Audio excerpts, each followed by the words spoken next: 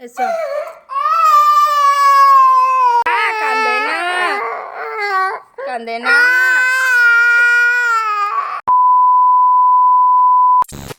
Hello বন্ধুরা, good morning. কেমন আছো সবাই? আশা করি খুব ভালো আছো এবং সুস্থ আছো। তো চলো আজকে আবার একটা নতুন ব্লগে তোমাদেরকে অনেক অনেক ওয়েলকাম। তো দেখতেই পাচ্ছ সকাল সকাল মানে বিছানাটা গোছাচ্ছি। সকাল সকাল নয়, এখন প্রায় 9:30 মতো বাজে। তো সকালের সব কাজকর্ম সারা, রান্না বান্না এইসব করতে করতেই অনেক দেরি হয়ে যায়। যেহেতু আমার মহারানী আছে, তাকে খাওয়ানো, তার মানে এইসব করতে করতেই অনেক দেরি হয়ে যায়।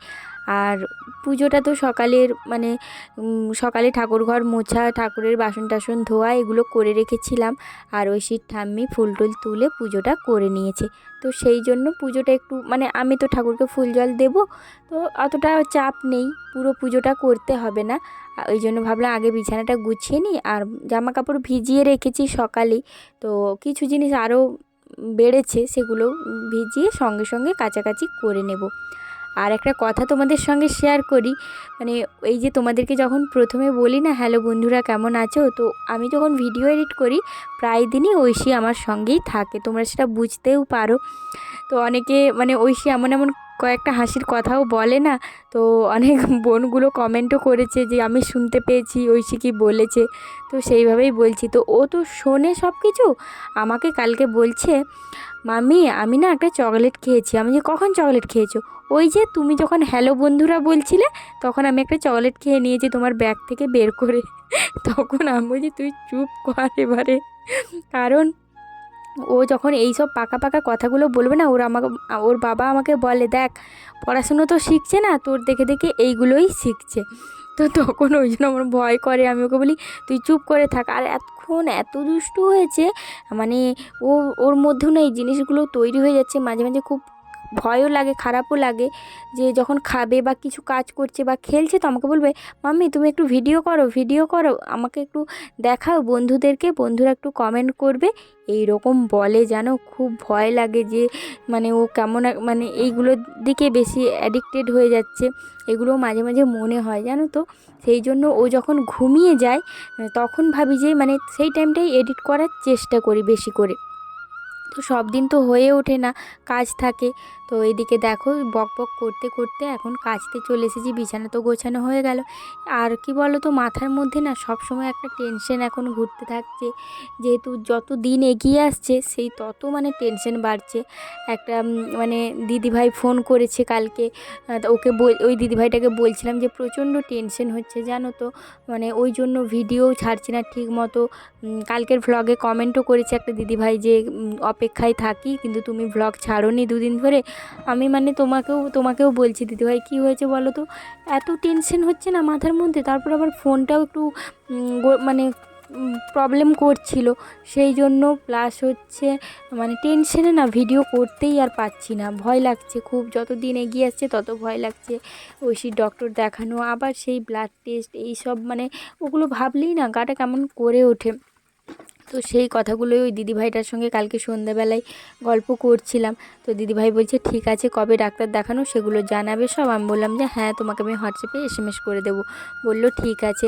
ওই বেশিক্ষণ কথাও বলতে পারি না, 2-1 মিনিট বলি, কারণ ঐশী কারোর সঙ্গে কথা বলতেই দেয় না, ফোন করলেই ফোন নেবে, আমি কথা বলবো আমি কথা বলবো এইরকম করতে থাকে। তো সেই জন্য মানে বেশি কারোর সঙ্গে ঘরেই আমি ঠিক মতো ফোন করি না এই জন্য। আর এবারে ব্যাগ গোছানো আছে, যেহেতু আর দিন নেই, আর মাঝখানে 2 কি 3টে দিন আছে বাকি। তো সেই জন্য না খুব চাপে আছি জানো তো, কী নিয়ে যাব কি করব, মানে আমাদের বিশেষ করে খাওয়া দাওয়ার চিন্তাটা বেশি, কারণ আমারটা তো বাদই দাও, আমার কথা ছাড়ো।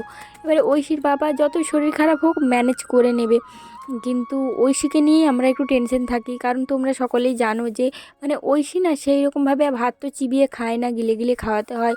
তারপর অন্য সেরকম সব খাবারও দেওয়া যায় না, মানে আর 5টা বাচ্চার মতো যদি হতো যে সব খাবারই খাওয়ানো যায়, যাই হোক করে খাইয়ে দিতাম, মানে অর্ধেক জিনিসও দিতে পারবো না, যে একটু স্যারেলেক যখন খেত তখন ঠিক ছিল, স্যারেলেক খাইয়ে দিতাম।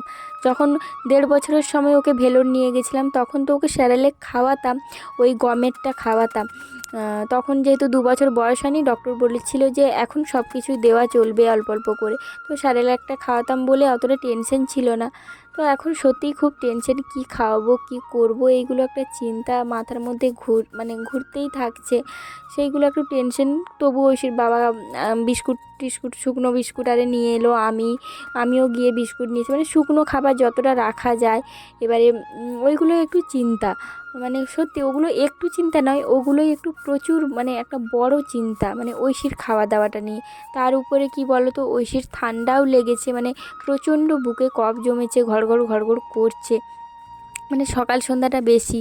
তো সেই জন্য আবার ট্রেনে যাবে এসিতে, ওই জন্য ওর বাবাও খুব মানে চিন্তা করছে যে মানে এর আগের বার যখন আমরা ভেলোর নিয়ে গেছিলাম, ওই যে ঠান্ডা জলটা, মানে জল গরম নিয়ে গেছিলাম কিন্তু ওখানে তো ঠান্ডা হয়ে গেছিলো, ঐশীকে সেই রকমই জল খাইয়ে দেওয়া হয়েছিল।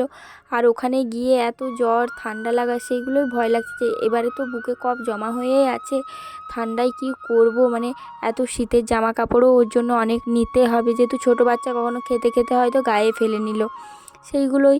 ওই জন্য ব্যাগ গোছানোর একটা সত্যি অনেক বড় টেনশন, ব্যাগগুলো মানে ভালো করে গোছাতে হবে।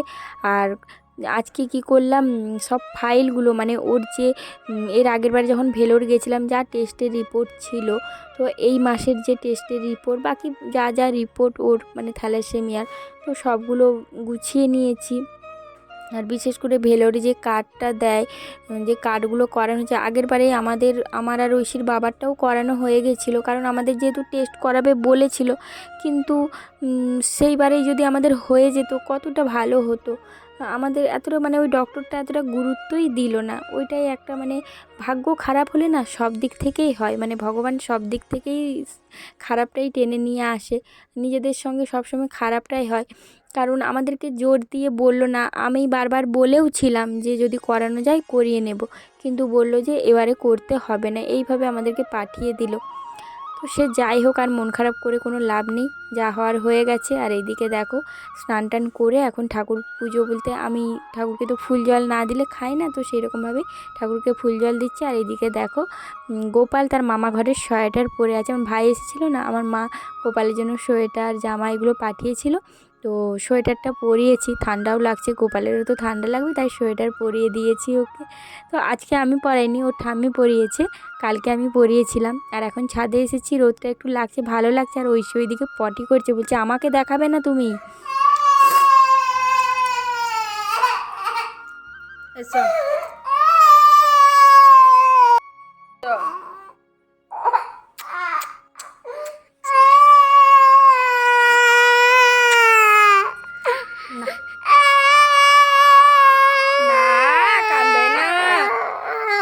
কান্দে না,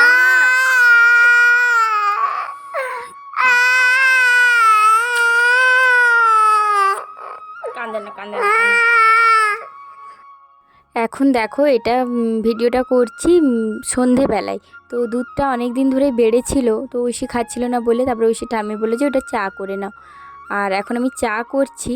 আর তোমাদেরকে বলি ঐশী কেন তখন এত কান্না করছিল, কারণ ওর প্রচণ্ড ঘুম পেয়েছে, আর আমি সেই মুড়িটা খাচ্ছি আর ও এসে বায়না করছে আমাকে ঘুম পাড়িয়ে দিই, আমি বলছি দাঁড়া একটু পরে ঘুম পাড়িয়ে দিচ্ছি, সেই জন্য একটা থাপ্পড় দিয়েছি আস্তে করে, তো সেটার জন্যে এত কান্না। ও ঠাম্মিকে গিয়ে বলছে আমি শুধু একটু কোলে চাপবো বলেছি, সেই জন্য আমাকে এত মেরেছে, এরকম করছিল। তারপরে আবার ওকে কোলে নিতে শান্ত হলো।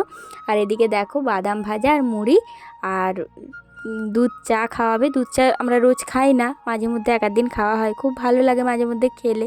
তো চলো আজকের মতো টাটা, ভালো থেকো সবাই।